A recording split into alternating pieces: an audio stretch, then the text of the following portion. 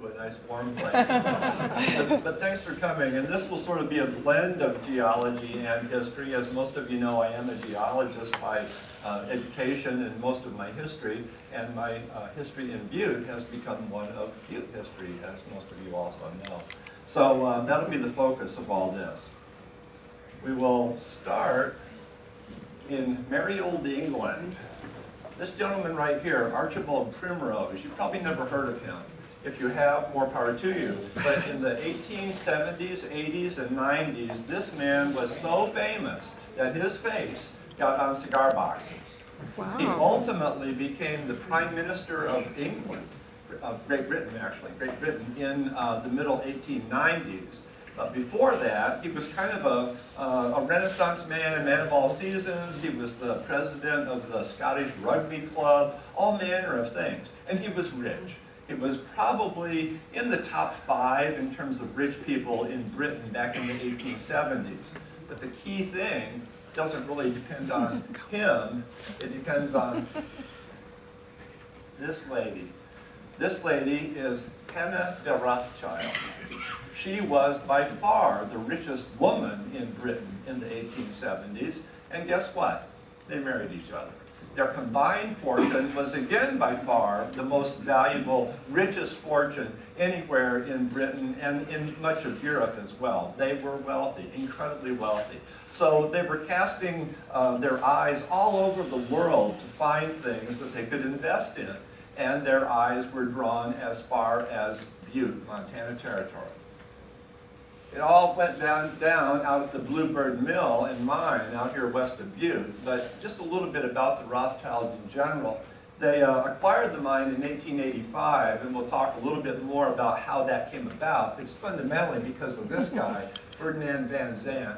Van Zandt was a dabbler, a pretty rich guy from New York. He was of the Knickerbocker family in New York. And he had gotten involved and interested in mining in Leadville, Colorado. Well, he heard about, because it was big news, the silver that was being produced out here in Butte in the early 1880s. It's the silver, as you know, that really brought the prospectors back after the initial gold rush had declined to practically nothing in the middle 1870s. The discovery or the rediscovery of significant amounts of silver is what brought the prospectors back. And then, of course, it was copper that made them rich. But we're talking about the silver story here. So Van Zandt was a man about town, a man about the world, and he weaseled his way into the royal family, and all kinds of other folks in Britain got to know the Rothschilds after they were married and talked to them about the Bluebird Mine out here in the Butte area. They also had a huge big ranch down in Texas, in the Texas Panhandle, one of the first and largest ranches, cattle ranches in Texas. The stamp mill at the Bluebird Mine opened in 1886, so think of that as essentially the start of mining out there in the Bluebird Mine. It really had sort of started about 1884, maybe even a bit earlier than that, but fundamentally, big time, it started about 1886. By 1887, when a miner's wage was this much, they were producing more than 1 million ounces of silver every year. 1 million ounces of silver in the 1880s, that is incredibly big time. Check out this newspaper mentioned from 1887. Just a casual little item. 22 bars of bullion, valued at $36,000 and some dollars, was shipped from the Bluebird at Butte last week. $36,000 worth of silver bullion in 1 week. These guys are getting rich. That's why the Rothschilds cared about it. They could get rich, way rich, right? So a big deal. The price of silver at the time was around 95 cents an ounce. It's a little bit challenging to figure this out precisely because of the way money has changed its value over time. But think of it something like that. And by the late 1880s, they had a 600-foot shaft and a $40,000 payroll in 1890. The Rothschilds actually tried to corner the copper market in the middle 1890s. Until they did the research for this, I did not know that they actually had at one point owned a quarter of the Anaconda Company. They tried to own more. Mr. Daly basically said, no, I'm going to deal with my American friends in New York, and the rest was history. But they did come to own Rio Tinto, which was and is a gargantuan mining company with worldwide implications. And I bet most of you know what De Beers produces. Diamonds. They are probably, I suppose today, still the premier might be too strong a word, but the largest producer of diamonds in the world. So the Rothschilds had their fingers in many, many pies, and I've only listed some of the mineralogical pies here, the mining pies. So, big deal. It's going to attract lots of attention. Again, that's why the Rothschilds even cared about it. So, late 1880s is the time frame that we're initially talking about here. We also can't leave the Bluebird Mine without mentioning the Bluebird Incident. I suspect that many of you know about the Bluebird Incident. You know what day, June 13th, 1887 was, right? I heard somebody say it, Miners' Union Day. It is Miners' Union Day. Well, the celebrations were going on at Miners' Union Day, and the miners essentially recognized that the miners at the Bluebird Mine, that's the only mine in the district that wasn't unionized. Well, that doesn't sound good. Have a few drinks during Miners' Union Day. I'm making this part up. But what happened was a bunch of the leaders of the unions marched out to the Bluebird Mine from here in Butte, and then they basically force-marched the miners back to Butte and made them enroll in the union. It was a conscription. It was not a voluntary thing. Well, they did it. I mean, it probably wasn't that big of a deal either in 1887, but they did do it, and at that point then, Butte was what was called a closed shop, meaning that everybody belonged to a union.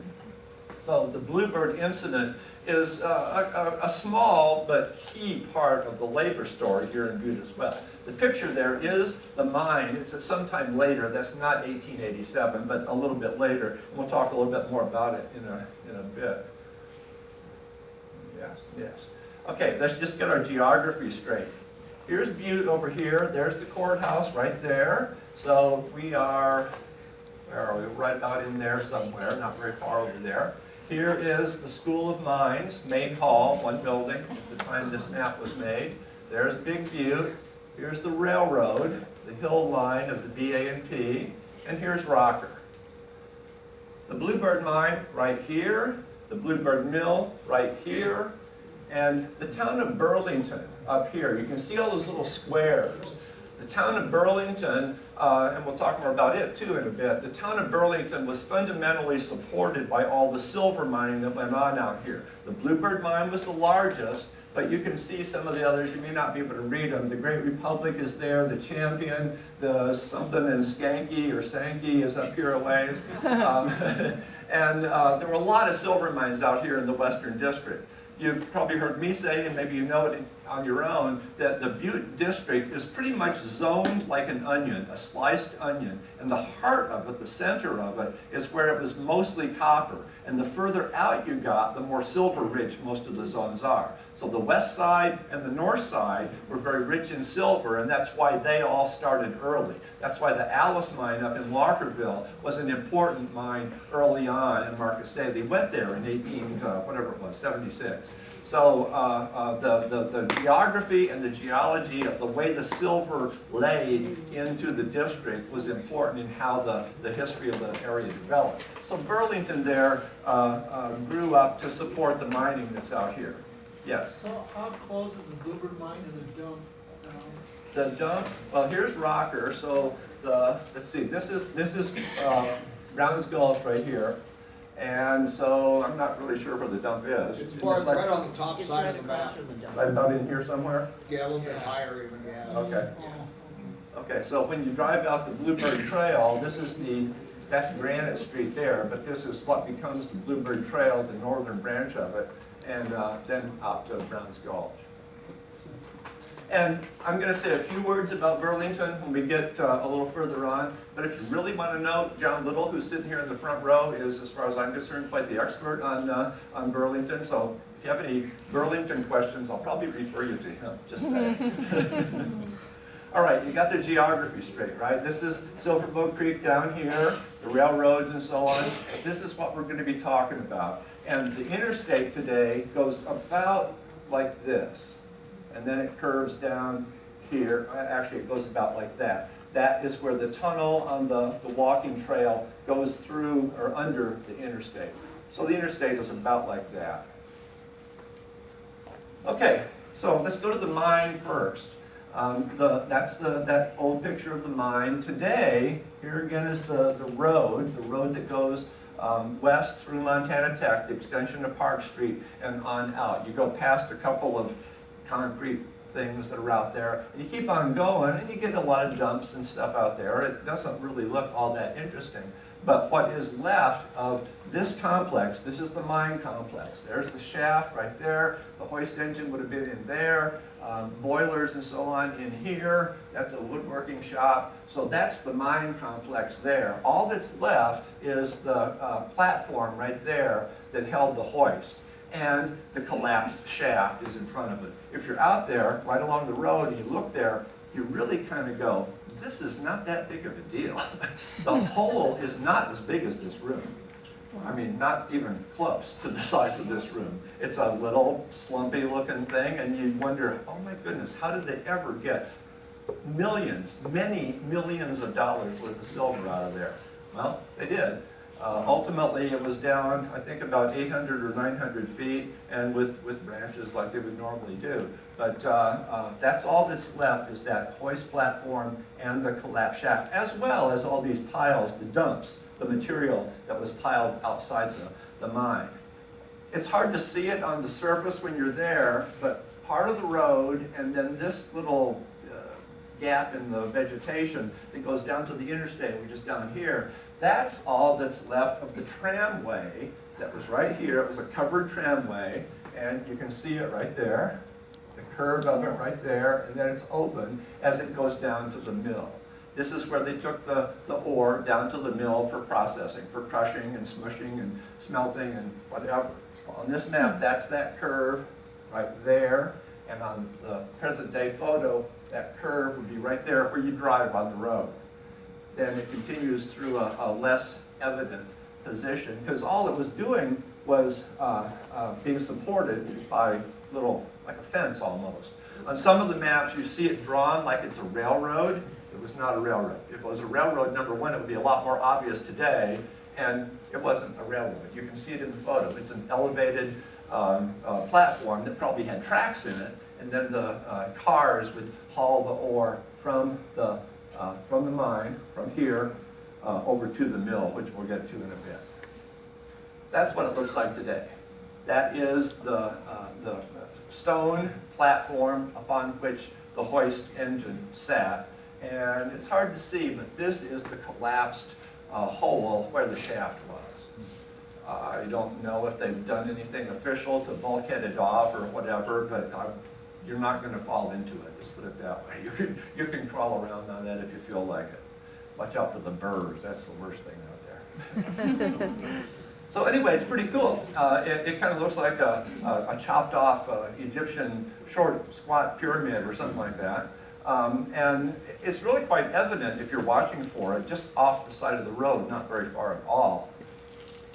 Now these photos here, thank you Archives, thank you Kim for helping me find these. You only just got these, I think, in the last 2 years. Pretty recently is when you got these photos. I think so. It's a strange little collection. It's actually a little photo album that they got from somebody back east somewhere. Most of the photos in the album are of farming in Nebraska or something like that. But there are these photos, and I think I'm going to show you essentially all of them, that clearly are labeled and have to do with the mining out here. So whoever they got them from had got them from a collector. So we don't know the ultimate heritage. Where did this stuff come from? The donor really just got it and saw it had Butte and gave it to the archives. Thank you, whoever that was. Anyway, these are great pictures. They're from 1888. We don't have very many pictures from Butte in 1888, much less inside mining operations. This is inside part of the complex at the mine. There's clearly an ore car. This is ore laying around. Here's this guy looking, come on, photographer. But it's a really great photo for that vintage. This one's a little less great as terms of a photograph, but this is the shaft. there's the cage. I mean, this is pretty standard in terms of the kind of things that you see in terms of Butte mining photography. But this is at the Bluebird Mine in 1888. That's what makes it a big deal. They're getting ready to, I don't know if they're getting ready to go down or whatever. They're there. They're posing for the picture is what they're actually in fact doing. One cage is down and the other one's up. There, thank you. So this is obviously the up, right? No, yeah, That down. the right side is up and all you see is the flat cable going down in the other Right compartment. there, that's the flat Yes. table. Yeah. Cool, thank you. And inside the mine, another fairly nondescript looking picture, but again, it's inside an underground mine in 1888. And we know it's the Bluebird Mine. And here's the Bluebird Mining Company. This cart is down pretty close to the mill. And we know that because of the buildings there in the background. You can't tell very much from this photo, but we're going to see them in better detail momentarily.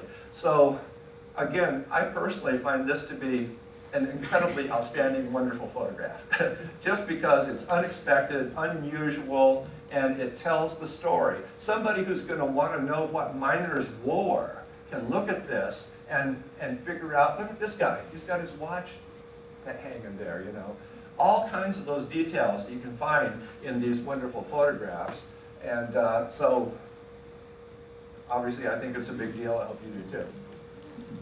All right, just a few words about Burlington. These pictures are from the Queer Spots Around Butte article in the newspaper in 1906. At this point in 1906, Burlington was just about done. It had pretty much ceased to be a viable community. Some of the buildings obviously were still there, but it had to be a pretty desultory life out there. And again, I refer you to John Little for even more about Burlington. This picture in the paper of the same vintage was Van Zant's house. And we'll talk about why Van Zant wasn't living there in 1906 in a minute, but that's a pretty nice little house. It is. Okay, Burlington started a little bit before 1885, but the post office established there in 1885 really is what made it take off. And by the late 1880s, as you can see there, 7 saloons, 2 grocery stores, hotels, a church, a library. And actually there were 2 libraries because there was another library down at the mill of the Bluebird Mine, a school. Many estimates will say 2,000 people. That's probably a little pushy and a little braggadocio. I would say a minimum of 800, and it's fair to say maybe 2,000. So somewhere in that range is how many people lived out there. And if you go and count those buildings that you saw on that one map, you're going to come up with, I don't know, 70, 80 buildings, something like that. And if you presume that there were enough children to support a school and whatever, you know, it's not really pushy to get up to around 1,000 people, something like that. It's not a stretch, I don't think. And about 1895, this is late in the game for Burlington, by some reports, 25 wagons a day. I don't know how much a wagon carried, but 25 wagons a day of milk were coming into Butte from all the cows that were out there. Wow. And I think we're getting even more milk from up at Elk Park, but the milk that was coming into Butte was phenomenal. When I lived out at the Indiana Geologic Field Station, 11 miles up in the tobacco roots from Cardwell. So that's, I don't know, far from here. There was a dairy ranch up there that also supplied Butte with milk. So milk from all corners. 25 wagons a day, however big a wagon is, that still sounds like kind of a lot of milk to me. Anyway, that was happening. So Burlington, the post office closed in 1901. The last saloon, the last business, closed in 1905. There were only 12 families there in 06. 60 houses at least were moved into Butte. So what happened? Why did Burlington disappear? Well, the simple story is the silver crisis of 1893. But the more interesting and complicated story is this. The possibility that the Burlington mine, the Bluebird Mine was involved in claim jumping, essentially. They referred to it in legalese as claim encroachment, but that's what it means, is claim jumping. The first lawsuit came in 1889, and remember, we were producing over 1 million ounces a year Of course, other people that were interested were going to at least make the case that they had some interest in it, right? You're not just going to let this guy who's your neighbor and might be partly on your claim go without being addressed. So the first case involved Patrick Largy, who I'm sure most of you know. He was the president of the State Savings Bank. And again, it was a case of claim encroachment. This case was settled within a year or two, by 1891. But that same year, James Murray brought another case, a $2 million lawsuit against them for claim encroachment on the Little Darling claim. And this time, the case appeared to be so good, this doesn't sound like it was legal, but the case appeared to be so good that the authorities, I don't know what that was, but the authorities went out to the mine and the mill and seized all the property and shut everything down, pending the lawsuit, anticipating that the owners, the Rothschilds and Van Zandt, were going to lose. That's what it sounds like. Now, I haven't actually read the lawsuit, the details, so I don't really totally know exactly what happened. But I do know what happened as soon as Van Zandt heard about it. He killed himself. And you can infer that he was either just upset about the whole thing or he knew he was guilty. I don't care how you infer it. He did kill himself. He was in London. He got the news by cable in London on March 1st. That was the day that the authorities came out here and seized all the property. And the next morning he was dead of a gunshot wound in his locked bedroom. His family insisted that he never could have, he was only 35 years old. His family insisted that he would never be suicidal, but the story of the day and his colleague, the lawyer from the White Deer Ranch in Texas that had come up here to help him with all the litigation, was the one who found him in bed. The story, the obituary at the time really sounds like he killed himself. It's not impossible that it might have been an accident. Apparently he was in the habit, if you're ready for this, of sleeping with a loaded revolver under his pillow. Jeez. I suppose it's possible it was an accident, but it was the day after he got the word that essentially all of his big-time properties here in Butte were being attached, meaning somebody else took them over, and he was probably going to lose it all. So he did die March of 1892, and that's when the mine also ceased operation. Well, at that time, the silver crisis of 1893, the silver crisis, was coming on, and prices were screwy and complicated and whatever. But the bottom hadn't fallen out of the market quite yet. It was in 1893 that happened, and that really was the final blow in terms of everything out there. There was no thought of anybody, Murray or anybody else, reopening the mine after the silver crisis. The silver crisis meant that the silver mining places were hit very, very hard. Phillipsburg went from a population of maybe 3,000 to maybe 900 almost literally overnight when the price crashed. So these kind of complications were the result of the devaluing of silver. The government ceased buying it to essentially to prop up the price. So over the next few years, the hoist engine moved to the diamond mine, and the head frame at the inside that building there, the head frame at the Bluebird moved to the Blue Jay. The Blue Jay was over here east of the Stewart a little ways, sort of like between the Parrot and the Kelly, where the Kelly is now. So kind of maybe like about right where the Anaconda Road goes up there now. I'm not truly exactly sure where it was. Over there somewhere. That's where the head frame went. And Burlington went to nothing over the next 10 years or so. And some of the houses moved into Butte. So that's what happened. All right, let's focus on the places once again. Here is the interstate. Here is the Rocker exit. So Rocker is right down here. This is the road that comes back to Montana Tech. And there's the Browns Gulch Road and so on. All right, so here's the mine. We saw a close-up of this before. The foundation is there, the collapse shaft is there, and these are piles of waste rock that have been brought out. And here is that place where the tram carried material down to here. And you can see some hen scratchings there on this Google Earth view. The white line here is the old BA&P Railroad, the now walking, biking trail. And so it's right there next to it. Silverbow Creek is just about right here. This is another railroad. This is, no wait. One of these is the railroad and one of these is this extension of Santa Claus Road, or whatever, I don't even know what you call it down there. So, roads, railroads, Silverbow Creek. We're gonna focus on the mill site. Here's a photo of it, again from that same collection that the archives have. Now you can see these wonderful buildings here, 2 buildings, and there is the mill. That's the top of the hill with the 2 big 90-foot stacks. Those are brick stacks. The ruins of them, not the ruins, the piles of brick, are still up there on the top of the hill looking down at the interstate. So the interstate is right on the other side of that hill. But those are 90-foot stacks.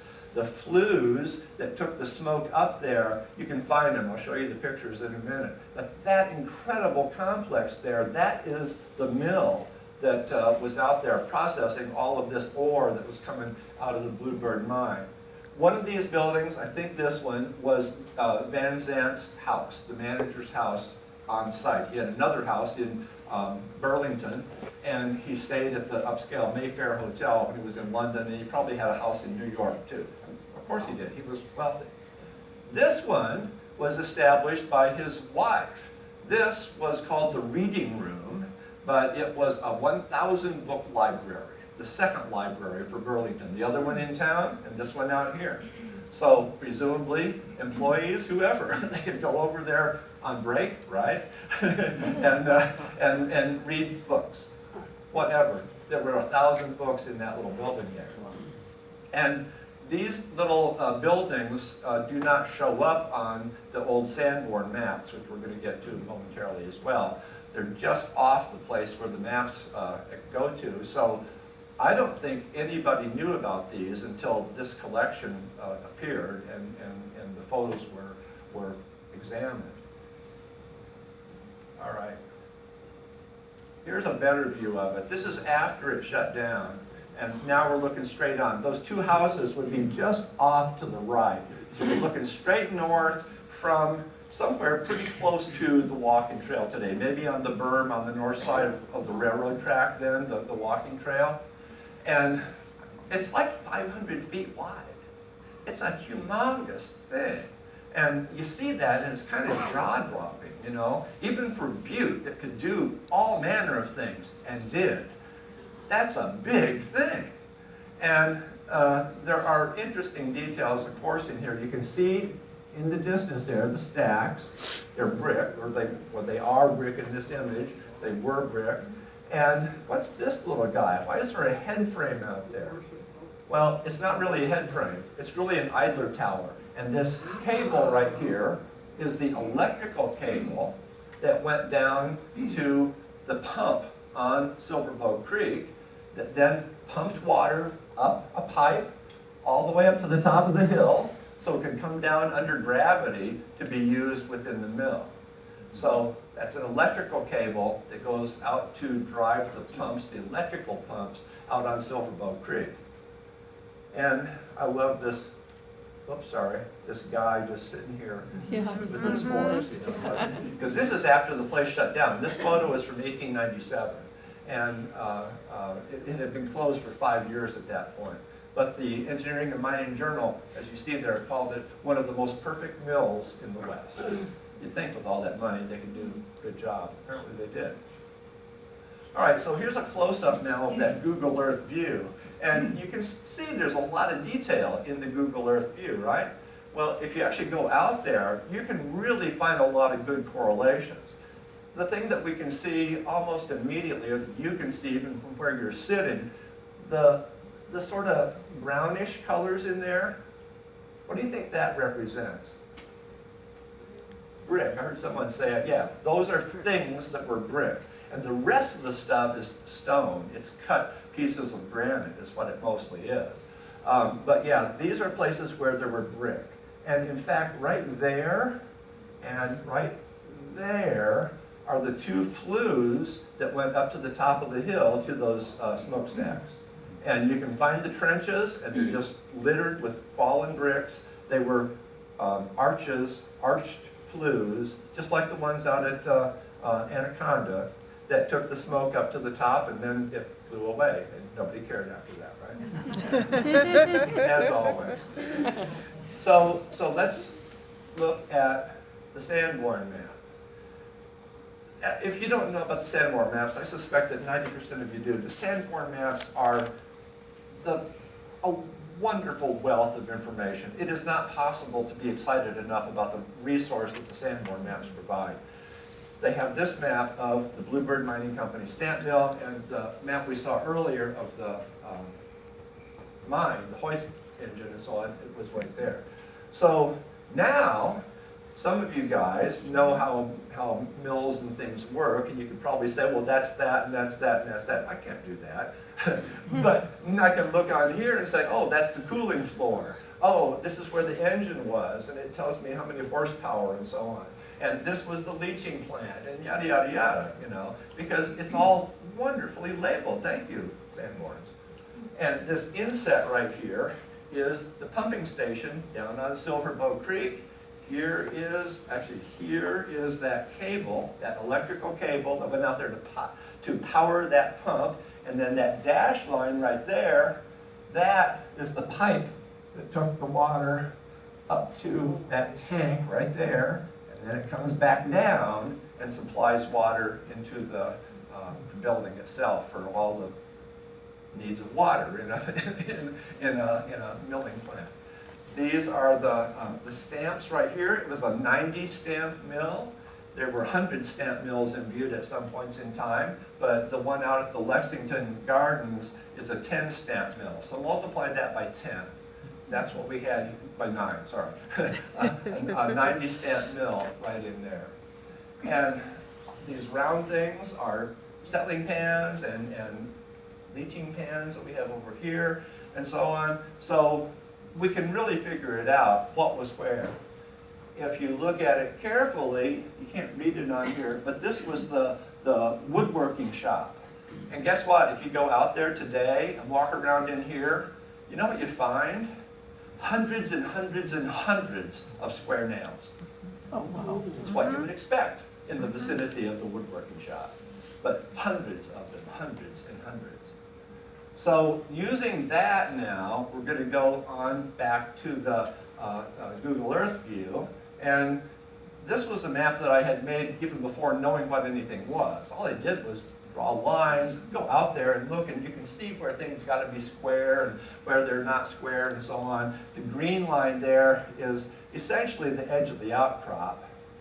So that's rock beyond that with trenches here for the various things that went up to the top of the hill. And all this other stuff is stuff that was just evident. And when I first made that map, I didn't know what it meant. I can make guesses, but the most evident part was actually the flue system.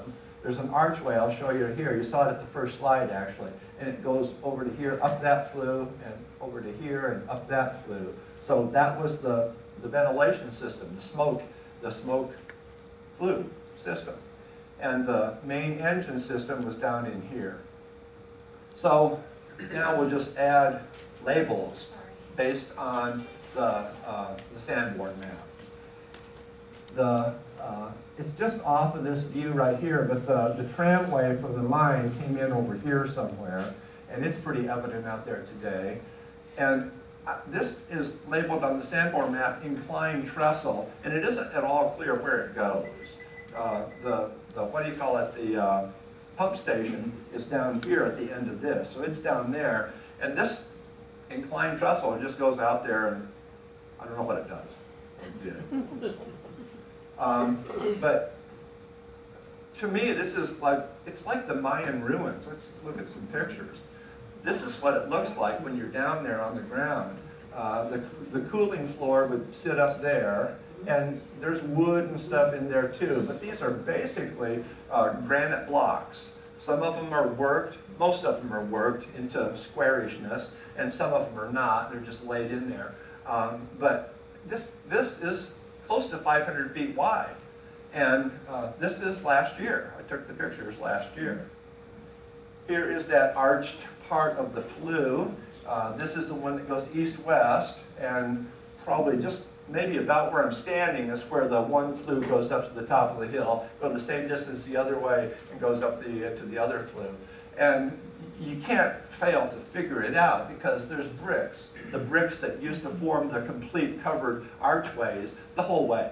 There's just no doubt. You can tell absolutely where the bricks were and where the bricks weren't. So, I mean, cool, right? There is this big hole.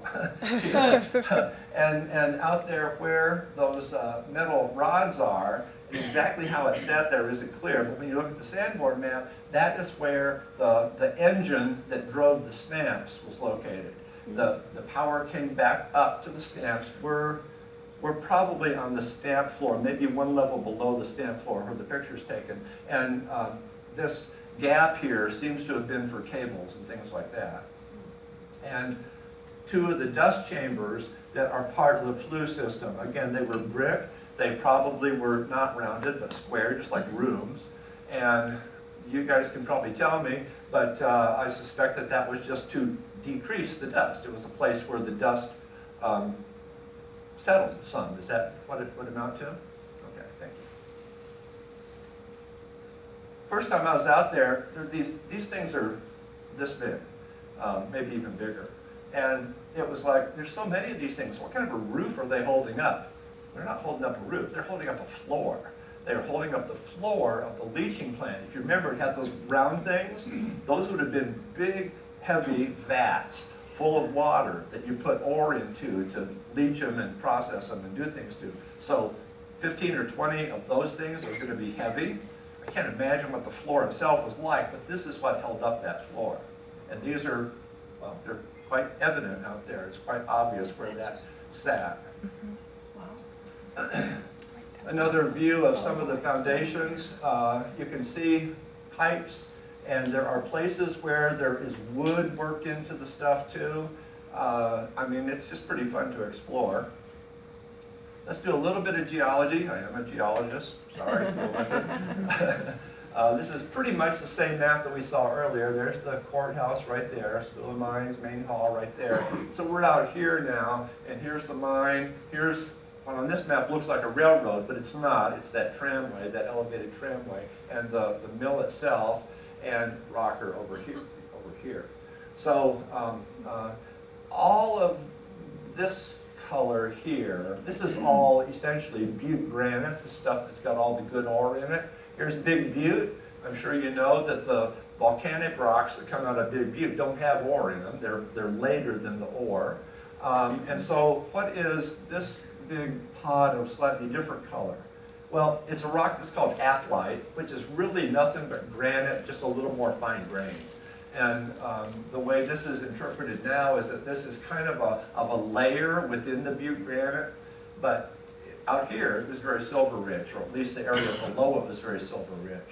And if we look at a cross section, here is the volcanic neck that comes up to Big Butte. All the white stuff in here, all the white stuff is the Butte granite that has all the good stuff in it, the ore. And here's the Bluebird Mine. That horizontal, I don't know what called, light green color you see there, that's that stuff on the surface that I just called apatite. It's really just granite. It's a little bit different grain size. So the Bluebird Mine went through that and into the Butte granite, and I think that's where most of its silver actually came from, although there was some at and actually near the surface too. So what do you find out there? This year, I went out there, this is at the mine site, and within 10 minutes I found this big chunk of galena. Galena is the heavy rock, the lead ore.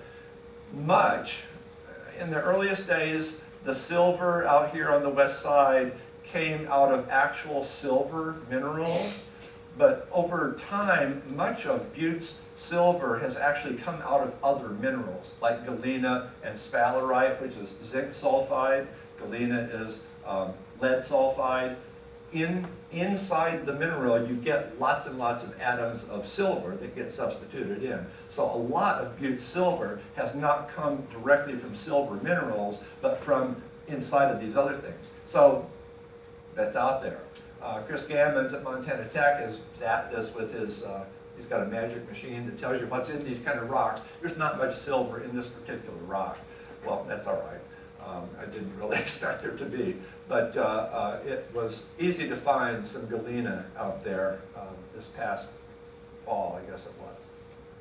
Some really kind of pretty Chalcedony. Chalcedony is just silica, same as quartz, but it forms these little grape-like bubbles. There's a fair amount of that you can find out there. I just think it's pretty. So down at the mill, there is a lot more. When you're actually looking at the rock, it looks like granite, fine-grained granite, but there are a lot of little things in it, spots that are openings, little void spaces into which a lot of quartz crystals and other things have grown. So it's kind of like over on the Homestead Pass area in Delma Lake, which is famous for finding these big smoky quartz crystals, right? These are, I don't think there's any that are that big. The biggest one I found is this, okay? So it's not a very good one, but it's about 2 inches tall. Anyway, that's what these things all are. Each of these is maybe a centimeter, so like that, but they're kind of cute. And being a geologist and a collector, if I see something, I'm not going to not pick it up. That's the way it works. Those of you that have been to my house know that this is what holds my house down in the wind, those rocks. Anyway, so they're out there, and some tourmaline, little bits of tourmaline. This is a pretty cool feldspar crystal. Those are my fingers there, so it's about that big. These are just laying around. It's not like you have to dig or whatever. Plus, this is actually private property. It's not posted or anything, so I don't feel too bad about it. And inside the quartz crystals, you can find these interesting little inclusions, these little star-shaped things and asteroids and whatever. So I had a real puzzlement about that, and again, as a geologist, mineralogist, I spent quite a long time trying to figure out what this is. It's probably just muscovite. Muscovite is the real common white mica. That's the most likely thing that it is. It might possibly be something more obscure and interesting, but I'm not going to hold my breath. It's probably muscovite. Muscovite doesn't really make these little, some of these are little bow ties and asteroids and whatever, but it can. So the first thing you always think is, oh, it's gold, or it's a meteorite. Well, you're almost certainly wrong. And so am I. So the first thought that it was something interesting is probably wrong. It's probably just muscovite. Nonetheless, I think they're cute. One more. Okay, last, just the same view that we saw again. I'm just going to leave you with that. And I'll be happy to try to answer questions, but I'm just telling you, this place is amazing. Mayan ruins sitting out there, and the story with the Rothschild connection and all this stuff, to me, even for Butte, I personally find it to be mind-boggling. So thanks very much.